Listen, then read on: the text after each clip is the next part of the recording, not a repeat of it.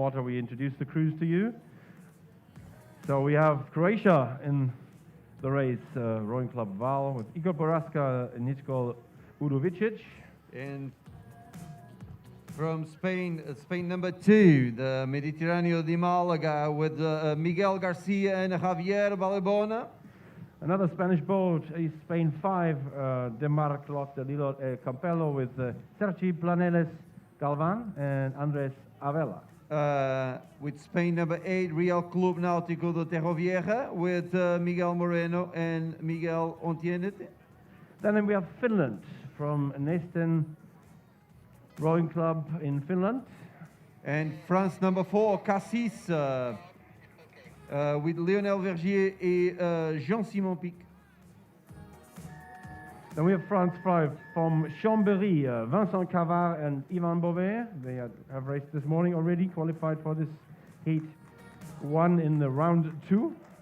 Great Britain 3, it's Tyrian Club with Oliver Cook and Patrick Boomer. Yeah, so it's University of London with some Olympians here. Ollie Cook on the bow seat, probably. Then we have Stuttgarter Rudergesellschaft Germany 2, Emil Schmidberger and Daniel Kortak. And this will be G. Gara with Colin Tester and Matthew Vinales. Fantastic. Ireland 2, Kilmac Simon Rowing Club. Italy number 3 with Telemer. Italy 7, Misto Sampler Darina Murcarolo. With Monaco number 1, Monaco. Yeah, Norway 1, Norske Studentes Rowclub. And Portugal number 2, Portugal number 2 com o Infante. E Portugal número 6 com Vila Condense. So 2 minutes to go, we have some more time here. Switzerland 2, Ruder Club Zurich. From Tunisia, ISL. And then finally from Ukraine 2, ZSCU Burevizhnik. So a great assembly of athletes with the Olympic medalist in the single scull, Kjetil Borch, and on the Norwegian boat with his compatriot Janos Karstabe Helvik. Yeah, that's new.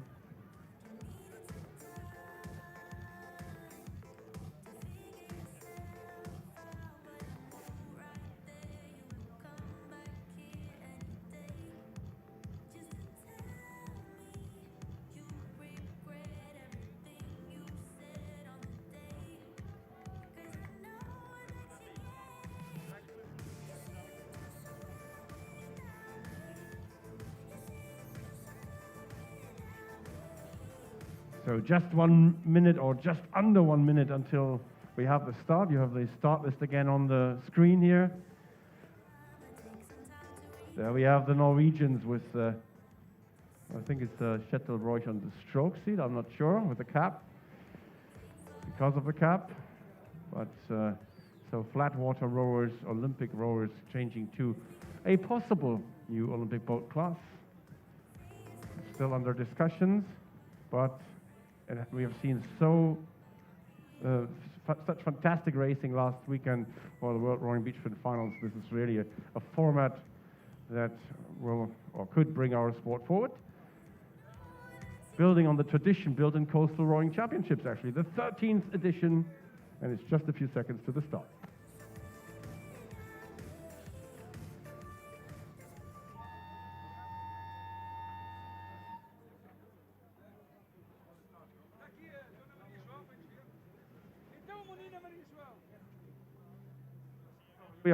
Here we are with the start of the men's double sculls, and another boat has started as well on the water. We have our commentators, James and Peter. Peter, it's all yours. Yeah, that's right, Sebastian. We're underway with the next round of the men's doubles. We saw the first round this morning, which was a tough progression system, 14 boats going through from this morning. We're trailing right behind here the Croatian boat from RC Val, Igor Boraska and Nikol Udovicic. Boraska, the hotel inspector from Croatia. He'll have been looking around, I'm sure, at everything he can find in Oeiras. They're currently right in the middle of the pack. Those pushing out at the front of the field, though, GB3, that's UL Tyrian clubs, Oliver Cook and Patrick Boomer. Ollie Cook from the GB squad and Patrick Boomer from the Irish rowing squad. Powerful combination contesting for the lead. So alongside them, then we've got France 5 from Chambéry Club Nautique, Vincent Cavard and Ivan Beauvais. We saw them racing this morning, so this is their second time out there on the course. They'll be surprised here, James, once they round Boy 1 compared to their heat this morning. They will indeed. Everybody had a really nice, clean start there and no big tussles on the line. So it's been pretty fast and furious for the first few 100 metres, and shows no sign of abating yet. But I think they're going to be in for a bit of a shock once they're around this mark and into the worst of the wind and the tide, that's for sure. I'm nervous about this first buoy. The previous races, they'd strung out a little bit more than they have done in this race by this stage. So we could see a little bit of jostling for position as they try to narrow in to that first buoy. Monaco out in front though. That's the Monegascans leading. It's a great race from them thus far, from Société Nautique Monaco. Quintin Antonielli, who we often see in a single competing at World Row events, joined here by Mathieu Montfort. They're out in front, but just as I say it, they're being moved through over on the far side. I want to say Norway, so that will be Kjetil Borch and Oscar Helvig. Super powerful combination with the Olympic silver medalist in the stroke seat. Such a powerful athlete, finding their rhythm here now, James, and motoring past Monaco. Yeah, it's going to be interesting to see if they manage to close down the lateral gap before they get to the mark, or whether they're going to have too many extra meters to row to make any gains on the corner. But what I think is going to be really interesting is the 7 boats in the middle starting to compact now, all starting to come in and taper in towards this mark. And this is where we're going to see the excitement, I think, is probably the best way to put it. Excitement is the word. They're absolutely converging onto that point that is turn 1. And nobody's leaving Ukraine behind here either. Igor Khmara, Stanislav Kovalov. So a lot of the flat water rowers having a good little sprint up to the first buoy, and the carnage has started as many of them have missed the buoy. They've all gone the wrong side of it. So all of the leading boats there have gone the wrong side of the buoy. The first one to make it around the correct side is a tough, I believe it's one of the Italian boats. We'll have to just confirm who. So several of these boats now spinning back round to try and go around the correct side. We're going to see an awful lot of carnage here because they're on the wrong side of the buoy, turning and going back in. Norway believe they've gone the correct way around it, so they're... No, they did indeed. I saw that they were the only boat to make it the correct way around at that mark, and almost all the other boats were just way right of it and inside the mark. I think a lot of them have just misjudged the tide, and obviously not having the cocks at the back to be able to see that means that they've... Oh yeah, this is very exciting at the mark right now. Tough to tell what on earth's going on, but we've got Norway out in front, we know that, but this carnage around buoy 1, it's a standstill for many of them. So this is just why it's so important to take a clear route, even if you're going slightly wide on the way around. Spain 2 coming out second, Mediterráneo de Málaga, as Ruiz Garcia and Madrid Balebona.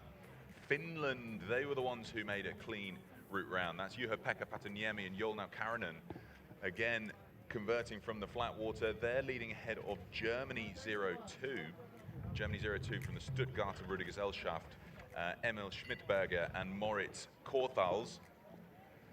I'll tell you, you know it's not going well at the mark when you can see blades pointing vertically in the air. There's still a real tussle there. Lots of boats stationary as they all try and get back round. But I think that tide that's pushed them all inside the mark that they've all struggled with to go back round is what's going to really help the leaders on their way now. And this is going to be a case of the rich get rich and the poor get poorer. As the ones that did make a clean rounding are experiencing, as we see. That's it. If you can just have the first buoy cleanly done, you can skip the entire pack. You could be last out of the blocks, but with all that carnage, it's tough to make it through cleanly. So we have the Norwegians out in front. Passing us now, 5th place, we've got Ollie Cook and Patrick Boomer. Just trying to hold out ahead of the fast-moving Spaniards from Real Club Náutico Torrevieja, Ortuna Moreno and Hernandez Ontienente. So that's the 5th and 6th. And then looking like they got caught up in the tussle, we've got the Croatians here alongside Portugal 06, just ahead of Ireland 02. So Ireland getting caught right up in that as well. Kilmaximum Rowing Clubs. Davin Jennings and Alan Donovan. And these were the early leaders, weren't they? The Monegascans, now back of the pack. They went clearly onto the wrong side of that buoy and had to spin around to avoid a penalty. But I wonder, James, whether a penalty might have been preferable to now being right at the back of the field here. Well, I think it would have been a matter of having to spin round, but also then try and re-enter the pack perpendicular to where all the other boats were going. And with every other boat also ending up on the wrong side, I think they just ended up at the back of a traffic jam, all trying to get back to the right side of the buoy. But now they're on this second leg, you can really start to feel the effects of the wind and the waves again. And the ones at the front will certainly be experiencing that most and into the worst of it first. But again, they've now got the pleasure of having a nice gap between them and the boat behind, which means that they'll be able to take their time, really pace themselves, and keep the boat moving at the best possible speed for the conditions we're experiencing, which I would describe as uncomfortable at best. Uncomfortable at best. And with the slightly shorter boat lengths here, compared to the quads that we were seeing just half an hour ago, how do you think they're going to be handling this? We're going to get a pretty good shot here of some of these wave-piercing bows really shunting into every wave coming forwards. We might see some washed out rowers. Yeah, it's going to be a mixed experience. I think there's going to be a lot of washed out rowers and a lot of washed out boats at the end of this. But the lighter boats will probably slam, not quite as hard as they come off the top of these, and they may be slightly slower on the takeoff, but the fact that they're going to get caught between the crests of these swell and waves means that they're just going to handle it very differently, really. At the moment, it doesn't look like anybody's struggling, but I don't think it's a comfortable ride for anybody, really. Us included. So we're going to find out shortly who's coping with these conditions the best as we move back up to the front of the field, which is rapidly approaching buoy number 2. No real changes as far as we can tell with the leaders, Norway. They've just been running away with it, I think, able to focus on their own race. Navigation, the critical factor to the first buoy. They were one of the few crews to go around it correctly. And they're looking pretty set to go around the correct side of buoy 2 now as well. Some white caps rolling in from the far side. I think on the downtimed leg, there's going to be a lot less scope for people getting it wrong, which means I'll be surprised if we see anyone, or too many at least, go the wrong side of this mark. But this is also the bit with the most uncomfortable sea, really, and you can see some of these boats, I can't tell if they're rowing boats or submarines, really, with the amount of water coming across the deck. So much water. It's really interesting to see how they're handling it with their blade work as well, because you never know, considering the fact that all these athletes are facing astern, they'll never fully know whether their blades are going to get a clean entry or go smacking into the next wave. Lots of bruised shins and bruised knees, perhaps, from turn 1 to turn 2, but they'll be relieved, I'm sure, once they round turn 2 and start to make their way back inshore.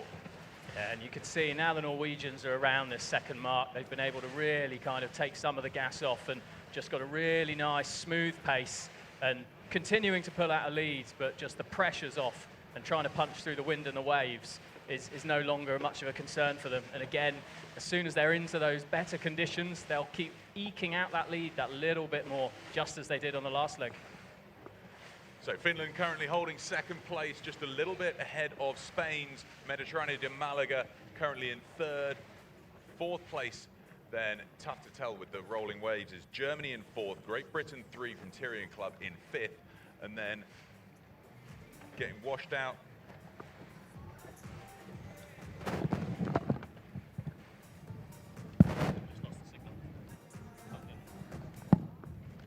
Getting washed out.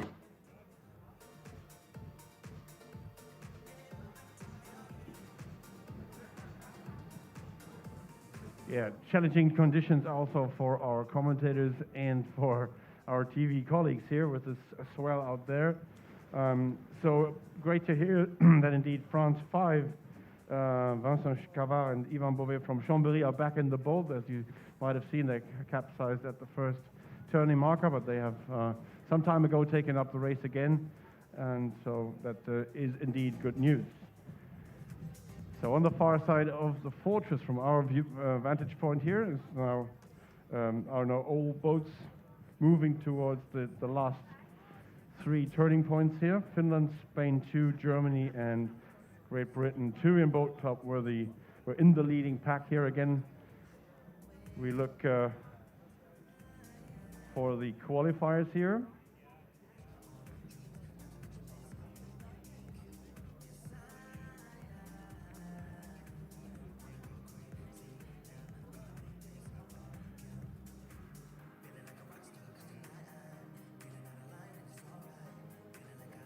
So basically here it's the, if I read this correctly, it's the first 6 that qualified definitely for the final A,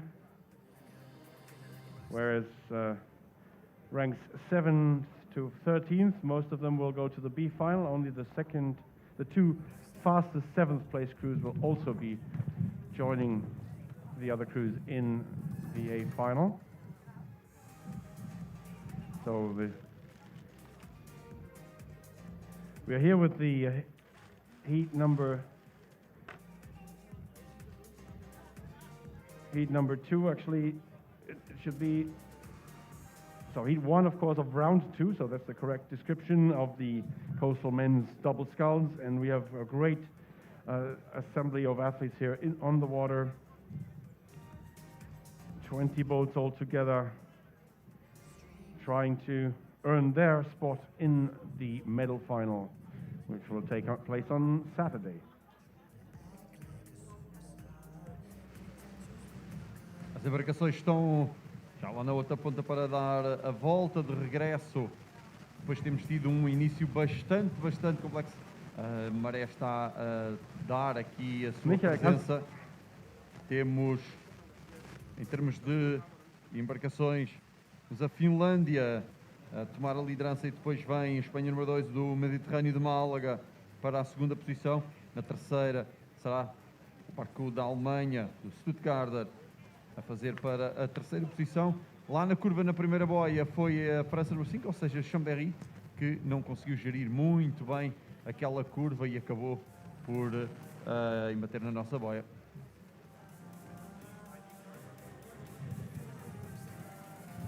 Chama atenção para o voluntário Tomás Quental. Aqui na Torre do Som temos a sua credencial, ele perdeu. Tomás Quental, a tua credencial está aqui em cima, por isso podes vir buscá-lo. So let's reach out to our commentators, James and Peter. How does the race look like now?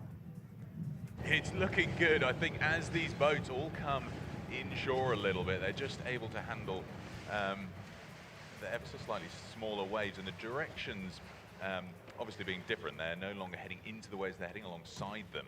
So we lose sight of them quite frequently, actually, because they dip below the waves. I mean, we've got, what, 1 meter swells here, James? Yeah, I'd say about 1 meter. But again, now that we're out of the worst of that tide into the shallower water around this fort, it means that the sea state that's generated by those two things mixing is really settled down. So we've got a much nice, longer swell, which again will be easier for them to manage how they get the blades in the water and keep the power on, but also just easier to navigate, easier to exist. Not getting drenched by waves every second certainly means you're not, much more comfortable ride.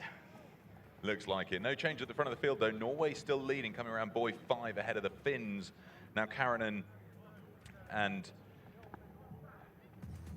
Patajaniemi, they've had a great race so far, and they were looking perhaps to be in the middle of the pack from that first run up to buoy 1, but some good navigation from them has really won them their place in this race so far. But they've really dropped the rating down here. Bork and Helvig down to 25 strokes a minute. We've got the Finns down at 23 on occasion. I think they were just really easing their technique through the challenging conditions. We might see them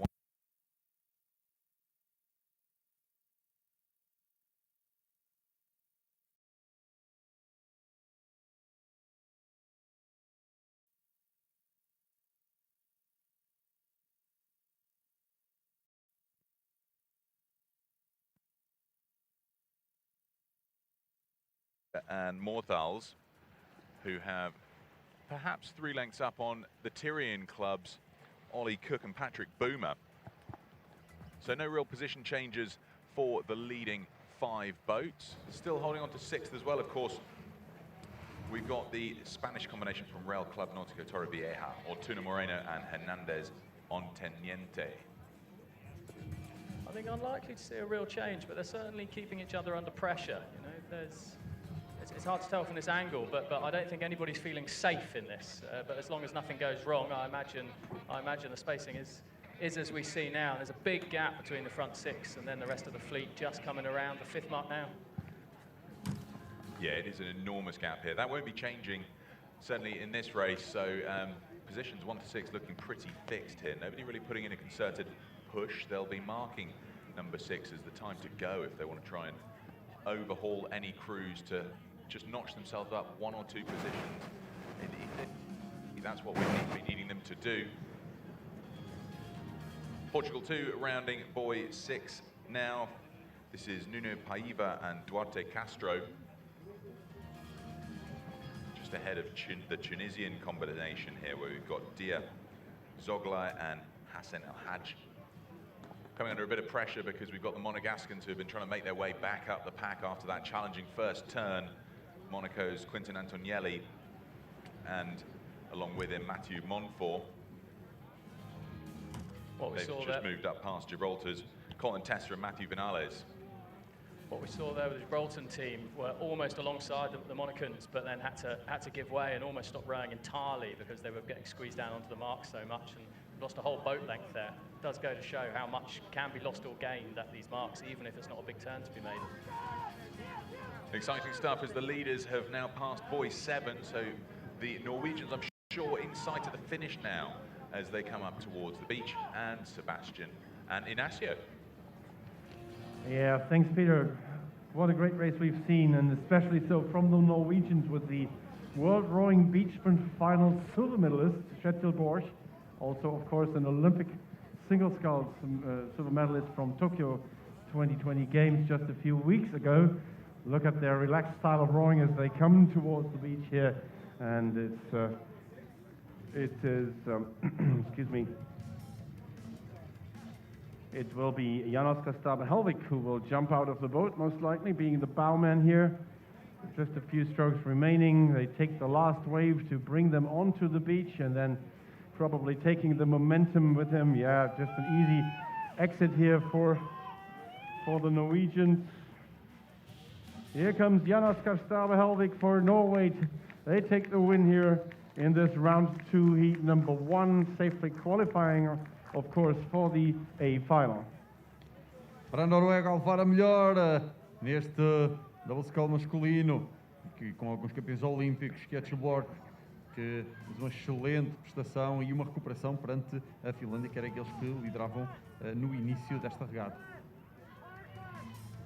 And here comes Finland. That is Joel Naukarinen for Finland, crossing the line in second place. He is a happy man. The Norwegians congratulate themselves.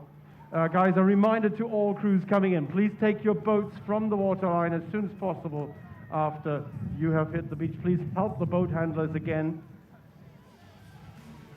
So we have 3 crews coming in, 4 crews. So Spain 2 is there.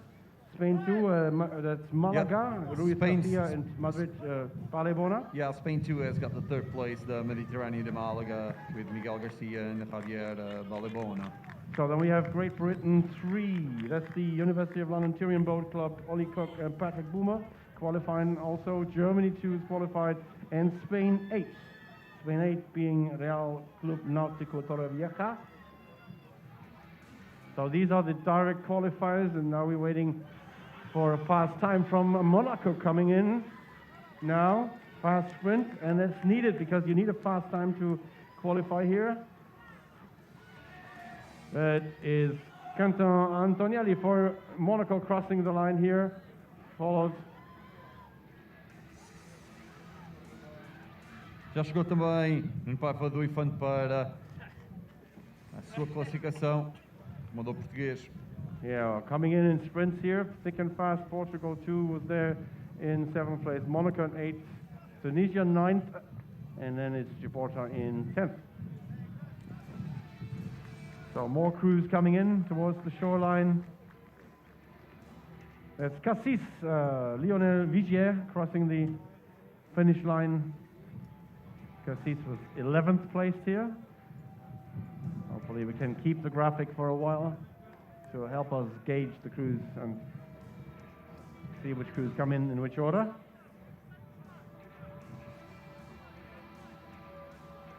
It's so good to see those crews dashing onto the beach and then exiting with the momentum, making their way towards the finish arch, branded with World Rowing, but also with Oeiras Valley, Municipio de Oeiras, our sponsors, and of course the Portuguese Rowing Federation playing a major part in organizing this great event.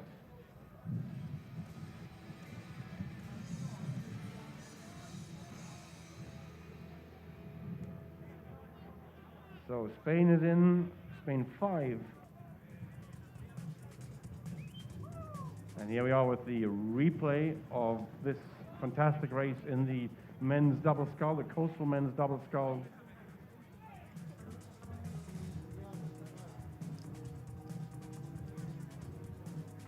I think we were going to see the results list after this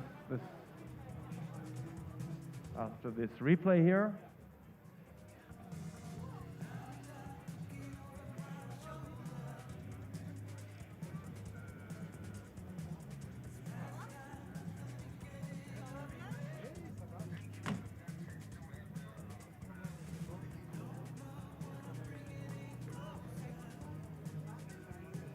So it's really thick and fast here in Oeiras on the beach, and we have already the next race coming up in under 6 minutes. It's the women's solo round 2 heat number 1.